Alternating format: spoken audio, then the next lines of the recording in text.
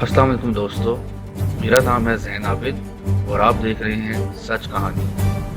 Video شروع کرنے سے پہلے میں آپ کو یہ بتاتا چلوں کہ اس کو بنانے کا میرا واحد مقصد آپ لوگوں کے سامنے تاریخ، سیاست، شوبز، اسلامی تاریخ، سائنس اینڈ ٹیکنالوجی اور دنیا میں کوئی بھی اہم واقعے سے متعلق ایک نیوٹرل اور سچ پہ مبنی نقطہ نظر پیش کرنا ہے۔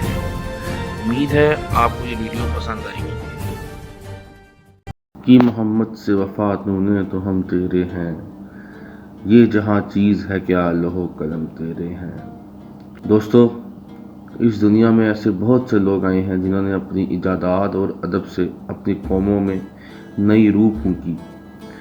تاریخ میں ہمیں ارسطو، سقراط، رومی جیسے بہت سے ایسے نامور لوگ ملتے ہیں جنہوں نے اپنی قوموں کو آسمان کی بلندیوں تک پہنچایا۔ ان میں سے ایک شخصیت ایسی ہیں جنہوں نے اپنی شاعری سے لوگوں میں ولولہ انگیزی، خود اعتمادی، حتیٰ کہ غلامی کے اندھیروں سے آزادی تک کے جوش کو ابھارا ہے۔ میں اور آپ انہیں شاعر مشرق کے طور پر جانتے ہیں۔ برطانوی حکومت نے انہیں فلسفے اور لٹریچر میں ان کی خدمات کے عوض سر کے خطاب سے نوازا۔ ایرانی انہیں اقبال لاہوری کے نام سے جانتے ہیں۔ جی ہاں، ہم بات کر رہے ہیں سر علامہ محمد اقبال کی۔ اقبال 9 نومبر 1877 کو پنجاب کے شہر سیالکوٹ میں پیدا ہوئے۔ آپ کے والدین نے آپ کا نام محمد اقبال رکھا۔ اقبال کے آباء و اجداد کشمیری پنڈت تھے۔ اقبال کے آباء و اجداد نے 15ویں صدی میں اسلام قبول کیا تھا۔ آپ کے دادا سر تیج پور بہادر کے رشتہ دار تھے اور ایک مشہور وکیل اور فریڈم فائٹر تھے جنہوں نے 1897 کی جنگ آزادی میں انگریزوں کے خلاف لڑائی لڑی تھی۔ آپ کا گھرانہ ایک بہت ہی مذہبی گھرانہ تھا۔ اقبال کے والد کا نام شیخ نور محمد تھا اور آپ درزیوں کا کام کرتے تھے۔ اقبال کی والدہ امام بی بی ایک مذہبی اور بہت دردمند خاتون تھیں اور بچوں کو قرآن پڑھاتی تھیں۔ اپنی والدہ سے اقبال کا لگاؤ بہت زیادہ تھا۔ 1914 میں ان کی وفات پر انہوں نے ایک نظم لکھی جس کا ترجمہ کچھ یوں ہے: اب آبائی گھر میں کون میرا منتظر ہوگا، اب کون میرے خط نہ آنے پر بے آرام ہوگا، میں اب اپنی ماں کی قبر پر شکایت لے کر جاؤں گا، اب میرے لیے راتوں کو اٹھ کر کون دعا کیا کرے گا، میری ماں نے مجھے ساری زندگی بہت پیار سے پالا، اب میں اس قابل تھا کہ ان کی دیکھ بھال کر سکتا مگر وہ اب اس دنیا سے رخصت ہو گئی۔ اقبال نے اپنی ابتدائی تعلیم اسکاچ مشن ہائی اسکول اور مرے کالج سے حاصل کی۔ سید میر حسن جو کہ ان کے عربی کے استاد تھے، ان کی بدولت انہیں عربی زبان میں کافی مہارت حاصل ہوئی۔ 1895 میں یہاں سے انٹر پاس کیا۔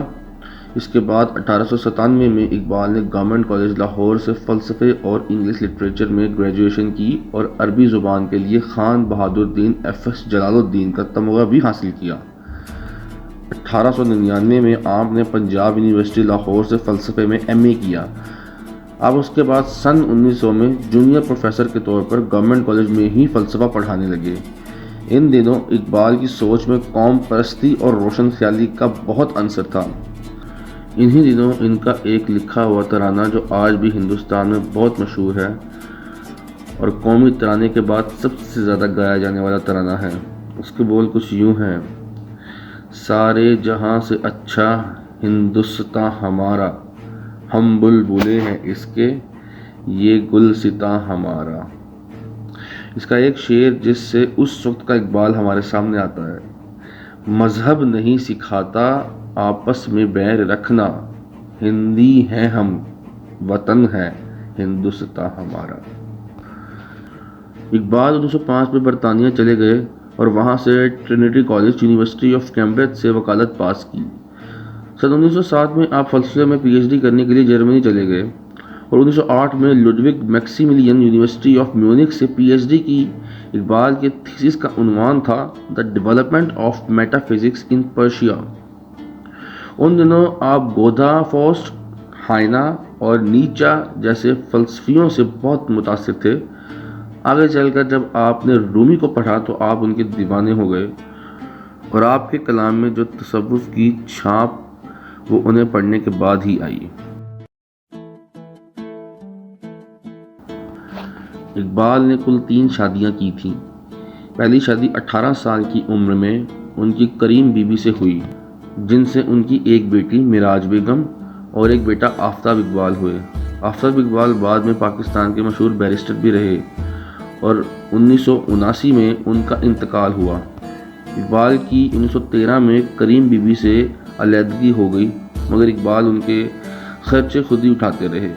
دوسری شادی اقبال نے مختار بیگم سے 1914 میں کی۔ ان سے ان کا ایک بیٹا ہوا، مگر دونوں ماں اور بیٹا 1924 میں انتقال کر گئے۔ اقبال نے تیسری شادی سردار بیگم سے کی، جن سے ان کا ایک بیٹا جاوید اقبال، جو کہ سپریم کورٹ کے بہت مشہور جسٹس رہے اور 2015 میں ان کا انتقال ہوا، اور ایک بیٹی منیرہ بانو ہیں، جن کے بیٹے یوسف صلاح الدین ایک مشہور پاکستانی فلنتھروپسٹ ہیں۔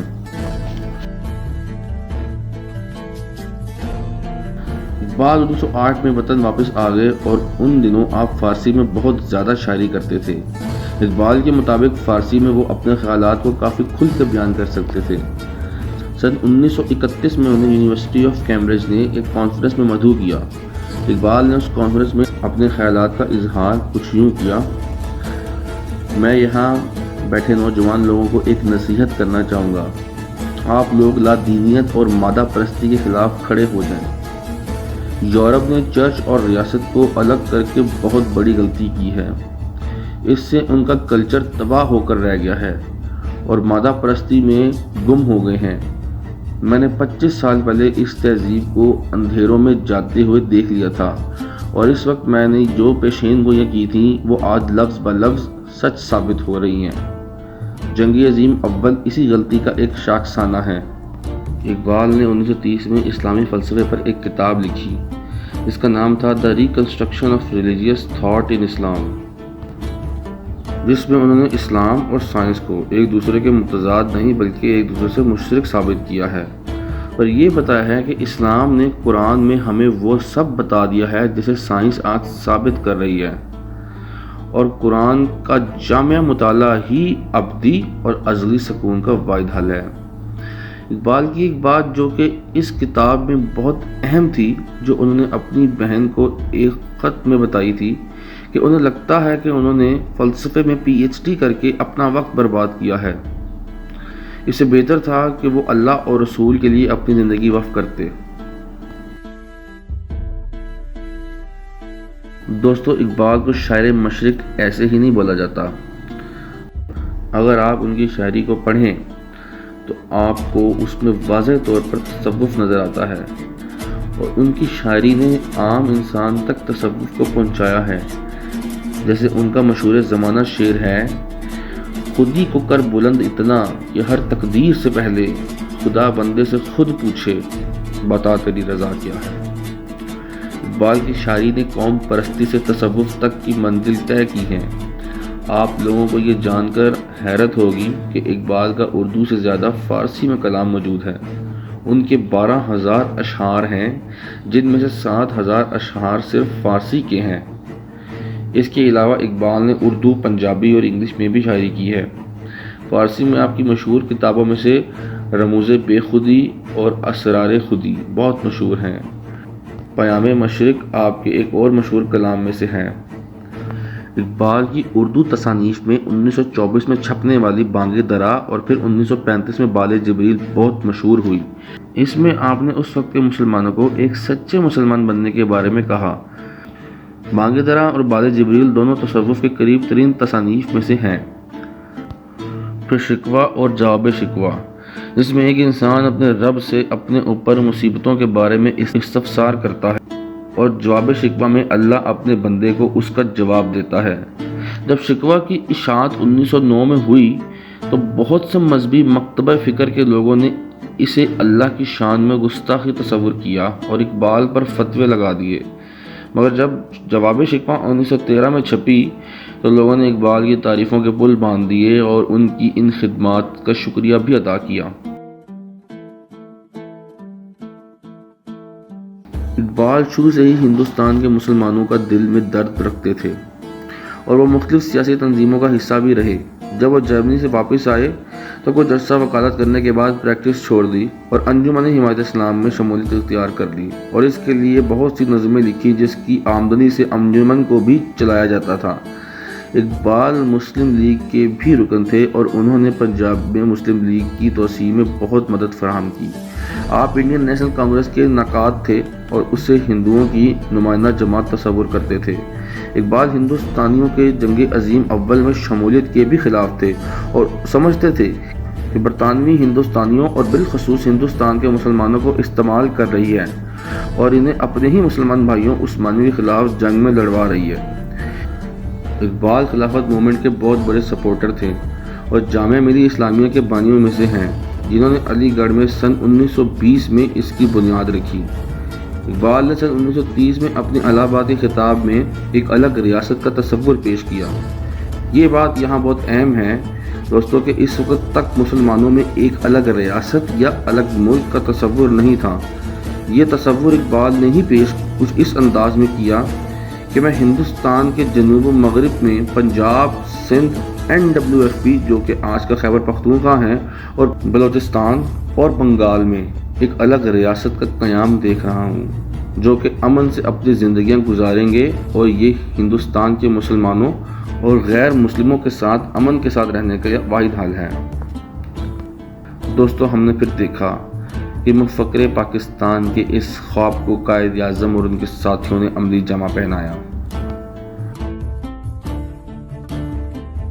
دوست اقبال جب 1933 میں اسپین، مصر اور افغانستان کے سفر سے واپس آئے تو ایک پراسرار سے گلے کی بیماری میں مبتلا ہو گئے تھے، مگر اس بیماری میں بھی وہ اسلام کی خدمت سے پیچھے نہ رہے اور چودھری نیاز علی کی دارالاسلام ٹرسٹ قائم کرنے میں مدد کی جو کہ پٹھان کوٹ کے قریب ریاست جمال پور میں قائم کی گئی۔ اپنے آخری دنوں میں وہ لاہور میں مقیم تھے اور متواتر سے داتا علی حجویری کے مزار پر حاضری دیا کرتے تھے۔ اپنے گلے کی بیماری سے جوجھتے ہوئے آخرکار اقبال 21 اپریل 1938 کو اس دنیا سے رخصت ہو گئے۔ آپ کو بادشاہ مسجد اور شاہی قلعے کے درمیان حضوری باغ کے ساتھ سپرد خاک کیا گیا۔ اللہ تعالیٰ آپ کے درجات کو بلند فرمائے اور آپ کو جنت الفردوس میں اعلیٰ مقام عطا فرمائے، آمین۔ جی ہاں دوستو، تو کیسے لگی آپ کو ہماری یہ ویڈیو؟ کمنٹس میں ضرور بتائیے گا اور اس ویڈیو کو زیادہ سے زیادہ لائک اور سبسکرائب کریں تاکہ اس طرح کی مزید انفارمیٹیو ویڈیوز ہم آپ کے لیے لا سکیں۔